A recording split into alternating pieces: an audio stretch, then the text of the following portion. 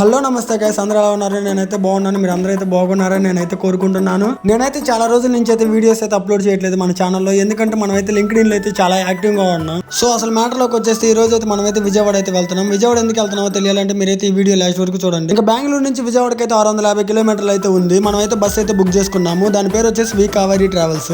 ఇంకా బస్ అయితే చిత్తూరు వచ్చిన తర్వాత అయితే భోజనానికి అయితే ఆపారు. మనమైతే ఒక చపాతీ అయితే తీసుకున్నాము. చపాతీ అయితే చాలా చండాలంగా అయితే ఉంది. నాకైతే తినబుద్ధి కాలేదు. ఇంకా నైట్ పూట ఏది తినపోతే బాగోదులే, ట్రావెలింగ్ కదని మనం అయితే అడ్జస్ట్ అయితే తినేసాము. ఇంకా ఒక విషయం చెప్పాలంటే నాకైతే బస్ ట్రావెలింగ్ అంటే చాలా కష్టంగా ఉంటుంది. ఎందుకంటే ఈ మధ్య రీసెంట్ గా ఎప్పుడు చూసినా కానీ యాక్సిడెంట్లు అవుతా ఉన్నాయి. ఇంకా తప్పదు మనం విజయవాడ వెళ్ళాలంటే కన్ఫామ్ గా అయితే బస్ అయితే బుక్ చేసుకున్నాను. ఎందుకంటే ట్రైన్ చెక్ చేశాను. ట్రైన్ చెక్ చేస్తే మాత్రం అక్కడైతే స్లీపర్లు అయితే ఖాళీ లేదు కాబట్టి మనం అయితే బస్ బుక్ చేసుకున్నాం. ఇంకా ప్రెసెంట్ మేమైతే తిరుపతి దాకా అయితే వచ్చాము. తిరుపతి దగ్గరకు వచ్చిన తర్వాత చిన్న బ్రేక్ అయితే ఇచ్చారు. ఇంకా బ్రేక్ ఇచ్చిన తర్వాత మళ్ళీ కంటిన్యూగా అయితే జర్నీ అయితే కొట్టిన తర్వాత నేనైతే నిద్రపోయి మళ్ళీ లేచే లోపు ఒంగోలు అయితే వచ్చేసింది.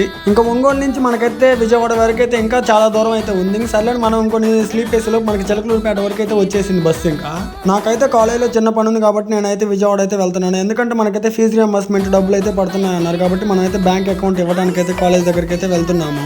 ఇంకా ఫైనల్లీ నేనైతే విజయవాడ అయితే రీచ్ అయిపోయాను. విజయవాడని చాలా రోజుల తర్వాత చూసాక నాకైతే చాలా ఆనందం అనిపించింది. 4 సంవత్సరాల నుంచి విజయవాడలో ఉండటం వల్ల చాలా జ్ఞాపకాలు అయితే గ్యాదర్ చేశాను ఇక్కడ.